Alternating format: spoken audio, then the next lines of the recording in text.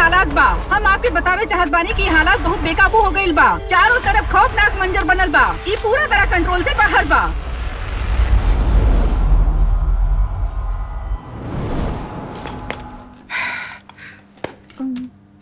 हमने काफी लंबा इंतजार कर चुकल बानी। आज शाम के हमार कहीं डिनर के प्लान बा। ए लड़की जल्दी प्ले करा। हमार नाम है सैली। हम यहाँ 2 साल से काम कर रहल बानी। लूक आते के वेट करेले कहला से यही से हम वेट करत आनी। हमार बात सुना शैली, अगर तोहरा यहाँ अपन भविष्य बनावे के बा तो तोहरा हमार नजर में अच्छा बने खातिर अपन बेस्ट करे के होगी। हमरा सिर्फ एक फोन करे के होके, ओकरा बाद हमरा तोहार शक्ल कबो ना देखे के पड़ी। चला प्ले करा। तू चिंता मत करा। ये बिल्कुल यही बात कुछ साल पहले हमरा से भी कहले रहले, लेकिन इनकर मनमानी खातिर हम कबो हामी ना भरनी बुझलू और फिर भी कुछ न भइल।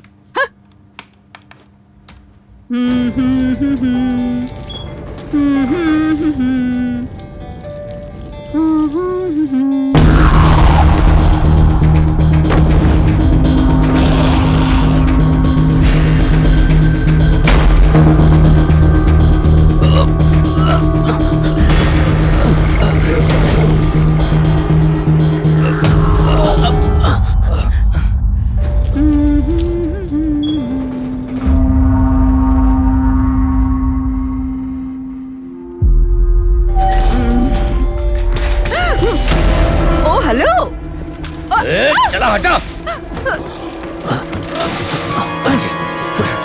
ओके छोड़ा, जल्दी आवा। चला इन्हें आवा।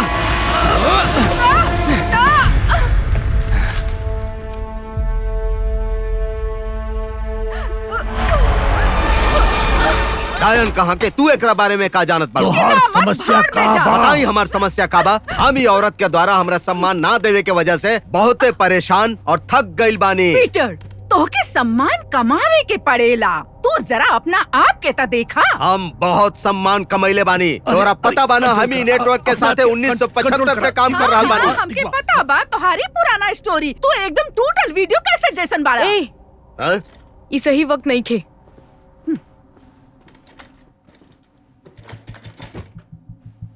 जल्दी वीडियो को चलावा।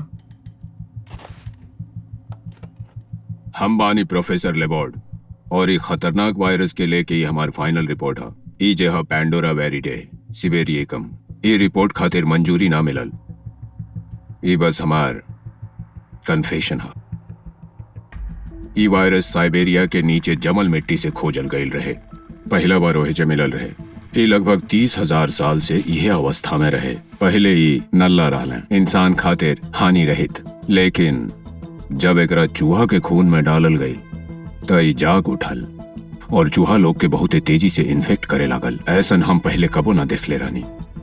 पैंडोरा वेरिडे की वजह से पहला ही 24 घंटा के अंदर चूहा पूरा तरह से बेजान हो गई। और अजीब बात यह ऐसन लागत रहले कि वो चूहा अब भी जिंदा है और उनकर आक्रामकता बढ़ गई रहे, जबकि वायरस उनकर जान ले रहले पूरा तरह से। हम बहुत ही जल्दी एक सरकारी कॉन्ट्रैक्ट करे में भी सफल हो गई नहीं। भरपूर पैसा और सुविधा। वो चाहत रहले कि हम एकरा से सिपहियन के जिंदगी के बढ़ाई, ताकि वो लोग लगातार लड़त रहें, मरे के बाद भी भले ही अपाहिज हो जाए। ना, ये तो बस एगो साजिश बा। ई बकवास बा। हम क्या पता बा कि सरकार या अपन फायदा खातिर कर रहल बा। कौनो वायरस नहीं खे। हालांकि लेबोट हमार सबसे भरोसेमंद सोर्स रहे। वो झूठ काहे बोली? हमके नहीं के पता काहे कि वो झूठा होखी। हम जानत रहनी कि नैतिक नहीं खे। हम अपन आप से कहने के अंत में कर कुछ मकसद तो होखे के चाहिए। हम गलत रहनी। बाद में ये वायरस बहुत ही खतरनाक बीमारी के वजह बन गई। एकर इन्फेक्शन मुंह से या फिर इन्फेक्टेड मटेरियल के संपर्क में आवे से होखे लागल और खुलल घाव से भी। 100% केस आवे से ही साबित हो गई रहे कि खाली नोचे से या काटे से इन्फेक्शन हो सकेला। एक बेर केहू अगर इन्फेक्टेड हो जाए तो ओकरा बाद उ जीव बस जीवित चीज ही खाए लागेला। लेकिन ऐसा लागेला कि उनकरा एकरा से ईंधन मिल रहल होई और वो ज्यादा खतरनाक हो जाला। लेकिन ये फिर भी आवत रहले। 23 फरवरी 2017 के लैब में केहू घुस आयल रहले। शायद केहू टेररिस्ट रहल। वो भले ही जे भी रहले, लेकिन उनकर पास अंदर के सारा जानकारी रहे। उनकरा बढ़िया से पता रहे कि उनकरा का चाहिए और उ सब ले गई। वो इतना सैंपल चोरी करके ले गई जेकरा से कम 40 पॉपुलेशन जोन के एक साथ निशाना बनावल जा सकेला। अगर ऐसन भइल तो एकरा से कम 99% मनुष्य जाति विलुप्त हो सकेला। हमरा ना पता आगे का हुई, केहू पे भरोसा नहीं के। हम जा रहल बानी, हम अपन सारा डेटा और साथ साथ सारा सैंपल भी खत्म कर दे। जल्दी ही ई एकमात्र जरिया रह जाई पैंडोरा वेरिडे सिबेरियम के बारे में जाने के। हम एकरा पूरा दुनिया के बताई। हम फैसला कर ले बानी, हम सब नतीजा के सबके साथ मिल के भोगब।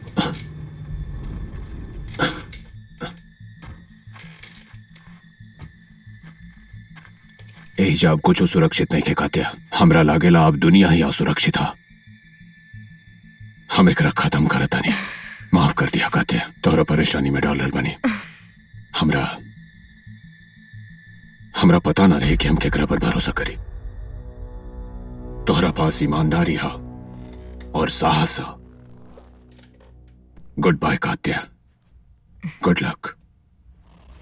ई का बकवास बा, मनुष्य जाति समाप्त होए वाला बा। आखिर बा कई पता बा के बाई?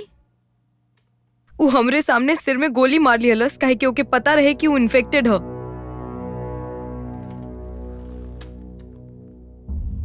अरे बाप रे।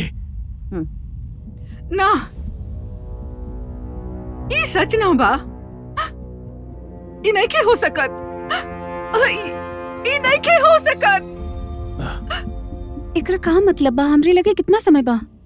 हम सबके यहाँ से निकले के पड़ी ना। फिलहाल हमनी सुरक्षित बानी। हाँ, यदि हमनी स्टूडियो से निकलब तो वो लोग के हमनी के बारे में पता चल जाये। हाँ, अब का कल जाये? ना, ये सच ना बा। ऐसा नहीं के हो रहल। ऐसा नहीं के हो रहल। लू, हमनी पहला एकरा बारे में काहे ना कुछ सुननी। बाकी न्यूज़ में का दिखावत हो?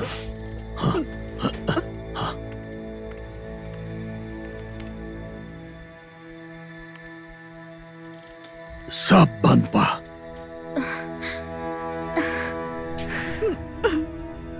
सेली बिल्कुल सही कहलस। हम यहाँ ना रहब। ई तो हर स्टोरी बा। हमनी के एकरा बारे में सब लोग के सावधान करे के पड़ी। हमनी ऐसे ना भाग हम सकेनी। ऐसे कब्बो ना कहनी। एके ऑन एयर करे खातिर हमनी के यहाँ रुकल जरूरी नहीं खे। एक लूप में ब्रॉडकास्ट ना कर सकेनी। हाँ, ओकरा के सेटअप करे में हाँ, तो घंटा ठीक लग बा। जाये। सेटअप करो। हम एक एडल शूट करब, ओकरे बाद एके लेबोर्ड के कन्फेशन पे पेस्ट कर देब। आ ओके तब तक चलाइब जब तक बिजली रही। राजी बाड़ा? का तोहरा पास कौने प्लान बा? हाँ हाँ, बचे के ही हो।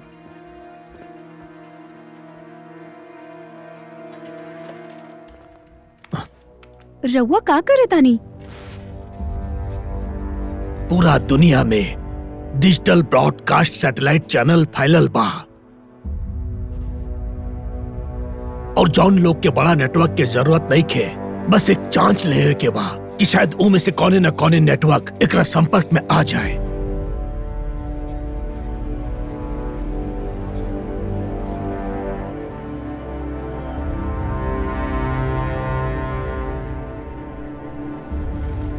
हे भगवान,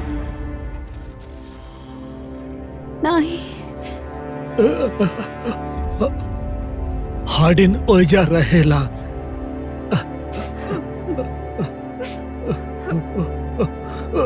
हमके डर लागता।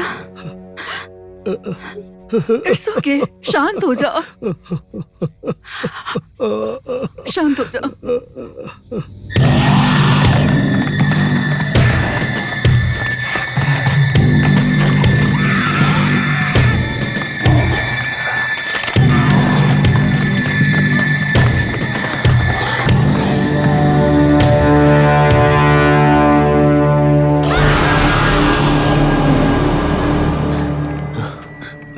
अरे ये चीज का बंद करा यार। अरे नेटवर्क अबैयो नहीं खयावत यार। हमके नहीं पता कि तू काहे मुस्कुरावत बरा। पता नहीं कहाँ हुई।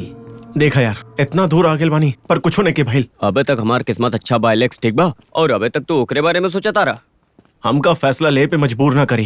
क्रिस, दोबारा ऐसा ना करिया। तू फैमिली कहले रहला ना, तई लड़की कहाँ से आई? तू बस अपन रंग बदलत रहेला। अच्छा, तो तू के तरह बोलत अब बड़ा? तू कुछ और ना बोला, ठीक बा? हमार बाप की तरह बोलत बड़ा। देख, अपन मुंह बंद करा। अरे बाप रे।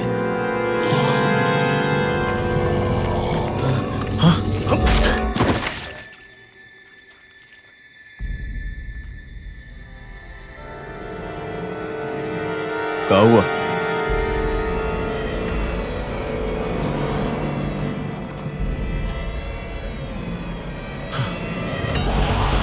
भागी, चले भागी, भागी यहाँ से। एले, एले, भागी।